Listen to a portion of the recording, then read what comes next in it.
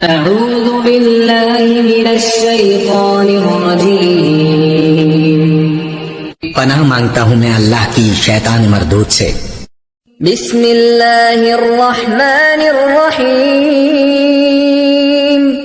شروع اللہ کا نام لے کر جو بڑا مہربان نہایت رحم والا ہے۔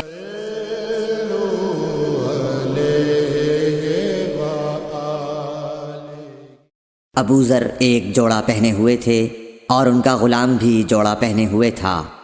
سبب دریافت کیا گیا تو کہنے لگے کہ میں نے ایک شخص یعنی غلام کو برا بھلا کہا تھا اور اس کی ماں کی غیرت دلائی یعنی گالی دی، تو رسول اللہ صلی اللہ علیہ وسلم نے یہ معلوم کر کے مجھ سے فرمایا، اے ابو ذر، تو نے اسے ماں کے نام سے غیرت دلائی ہے، بے شک تجھ میں ابھی کچھ زمانہ جاہلیت کا اثر باقی ہے۔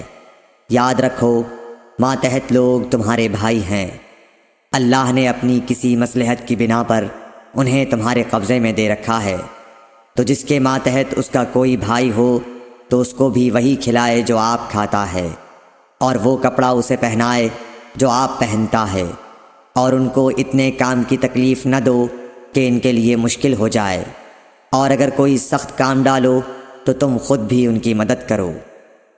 صحیح بخاری حدیث نمبر 31۔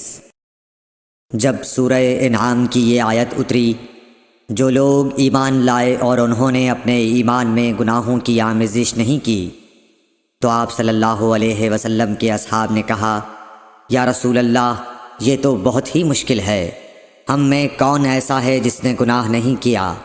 تب اللہ پاک نے سورہ لقمان کی یہ آیت اتاری کہ بے شک شرک بڑا ظلم ہے۔ صحیح بخاری حدیث نمبر 32۔